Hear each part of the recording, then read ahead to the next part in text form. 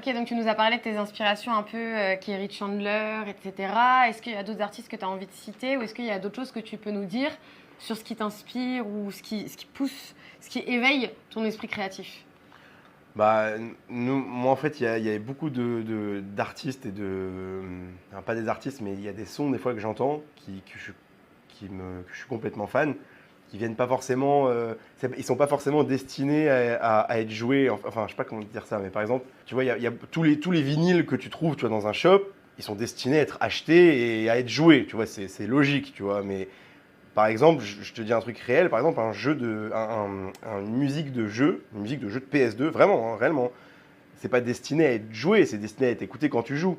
Mais il y a tellement de tracks house, même jungle, qui viennent de jeux vidéo, qui sont incroyables, mais vraiment, qui sont incroyables. Par exemple. Bah, par exemple, je sais pas, je pense à mon premier, il y en a un, je sais pas si tu connais Shine Dive, c'est un très vieux jeu sur PS2.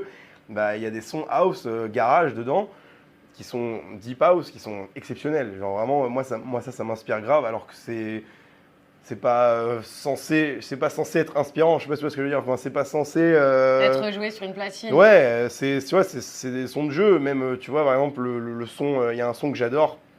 C'est un son, c'est une démo en fait. C'est une démo d'un gars qu'il a fait. Enfin, je l'ai joué au June et en fait, je l'ai édité. Tu sais, il a fait une vidéo sur YouTube où le mec il explique, tu vois, le Yamaha 1R. Bah, vous pouvez regarder Sainte Mania sur YouTube, j'adore. C'est un mec qui fait plein de sons, c'est un Italien.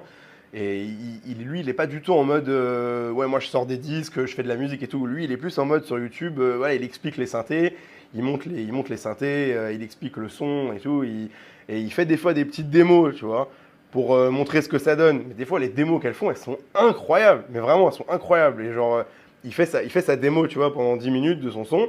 Et genre les dernières 5 minutes de la vidéo, c'est un son, tu vois, c'est un son, voilà, le son qu'il a fait. Et le son qu'il a fait, il est incroyable. Moi, j'ai édité ce son et je le joue.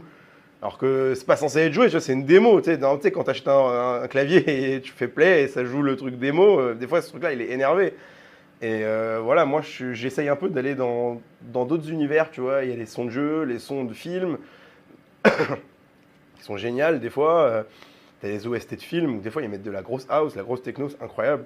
Et ça, c'est pas destiné à être mixé. Enfin, peut-être, mais c'est pas dans ce. Tu vois, c'est pas dans le domaine vinyle, je sais pas tu vois ce que je veux dire. C'est pas genre dans le grand public. Enfin, tu sais, même si c'est assez underground, le vinyle, c'est encore plus une niche, tu vois, que le vinyle. Bon, bref. Ça veut dire que tu digues en fait dans ta vie de tous les jours. Tu ne C'est digues pas ça. que dans les vinyl Non, shops. ouais. C'est devenu quelque chose de naturel chez toi d'écouter quelque chose et de te dire qu'est-ce que je peux en faire. C'est ça, exactement. C'est génial. On peut, en fait, tout peut découler.